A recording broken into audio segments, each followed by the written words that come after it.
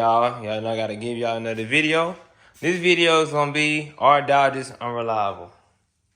Now, I get a lot of untrue information from people on the internet. I peep comments, I look at all that.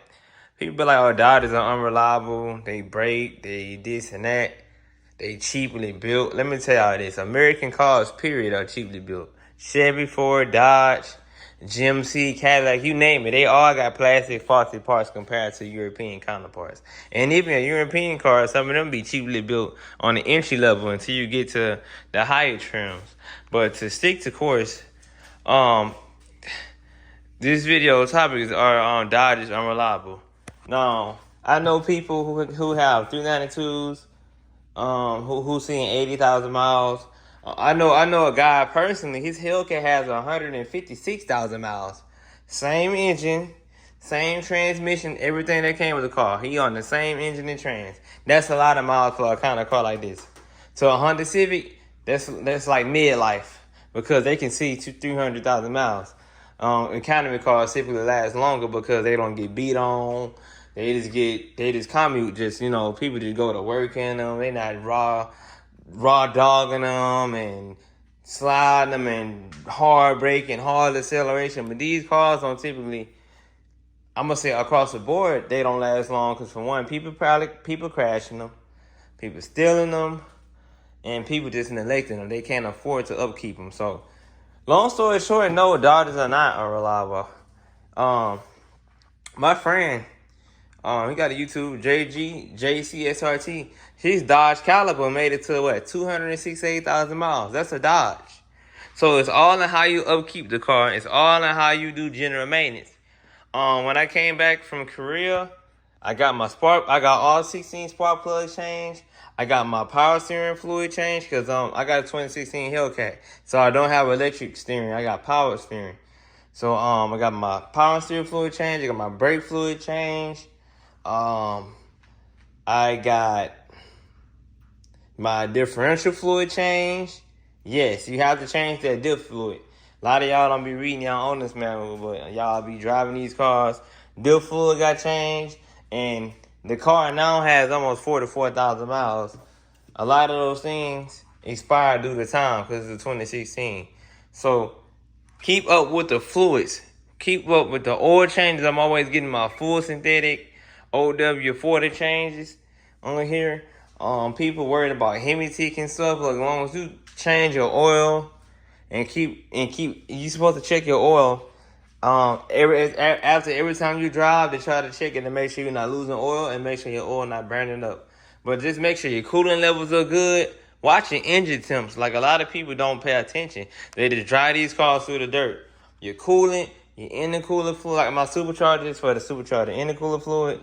That's for the supercharger, and that's for the engine, the coolant over there, coolant reservoir. But hey, man, like these cars can last. Like I almost got 44,000 miles. That's not a whole lot, but then again, it's climbing. I got this car with 33,000 miles on it. So I put 10,000 miles on the car since I had it. I had this car, got a March 27th of 2022. So I had this car 2 years now, and I only put 10,000 miles on it because I was overseas for a year. So it would have had more miles than that if I would have been home. Oh, also, on the brakes, y'all got, as part of general maintenance, these are not the same brakes and rotors. Those I changed. I did some modifications to it. I'm not going to talk about the pulley and stuff, but might as well. I got a 285 upper.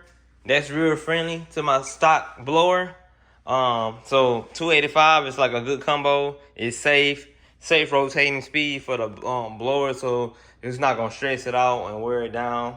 It still drive like it's stock until I get a wide open throttle. But yeah, keep up with your oil changes. Wash the coolant. Check your power steering fluid if your car takes it. Check your brake fluid. Check your if you're able to check your transmission fluid, check it. These cars, it's locked. You can't do it. You got to go to a dealership or you need special tools. But just make sure your fluid's good. Think about your car like you. You know what I'm saying? You need fluids to stay hydrated. So is your car. So, like, we got a Jeep Renegade. Like, we make sure our fluids topped off. If they low, top them off. Always look under your car when you leave out the driveway to make sure you ain't got no leaking fluid, because you need fluid in these cars. When these cars get ride knocked and they motor blow, it's numerous reasons. When you drive these cars through the dirt all the time, shit break. Think about you. If you constantly working out, you're gonna break something. You're gonna sprain something. You're gonna tear something. You get a stress fracture or something. Same with the car. Like, when you beat the crap out of these cars, you gotta like make sure those parts are lubricated. Make sure they're lubricated, their oil getting where it need to be, that coolant hitting what it need to hit. That all that stuff is important. And make sure y'all clean y'all air filter too. You know what I'm saying? But some people doctors make it over 100,000 miles. To me, for this kind of car, what we consider high miles for a Hellcat, to me, it's like 50,000 plus miles. That's high mileage to me in the Hellcat, because a lot of them just don't see that. It's just a flat out truth.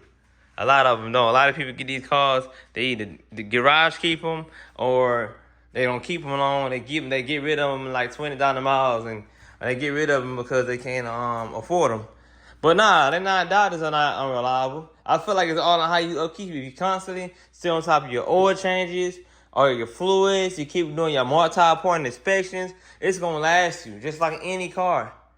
I don't know why people think this car is pretty fucking sturdy, and it has a high impact rating, high impact collision rating. It's high. I think it's like 4 out of 5. It's a tank. You would die in a Camaro or Mustang before you would die in a Dodge Charger. Crash wise, it's a strong, sturdy car. It is strong. It's very strong. It's built on a Mercedes-Benz E55 platform. For y'all that don't know, go do your research. So this car really and truly is not really American. But yeah, just continue to get that oil change. If your car say oil life, low oil life, or if your oil light come on, you wrong. You should always be checking your oil. You do it every 3,000 miles, you shouldn't go over 6,000 miles, but I typically do every 3,000, 4,000 miles, full synthetic. Both of these cars say full synthetic. But yeah, stay on top of your general maintenance and just pay attention to those temps. And if you don't raw dog your shit all the time, it's gonna last longer. Like, I race it and shit like that, but people break their cars and they race them a lot. And I race it, I drive it hard, but I also know my limits. So that's it. Hope y'all enjoyed the video.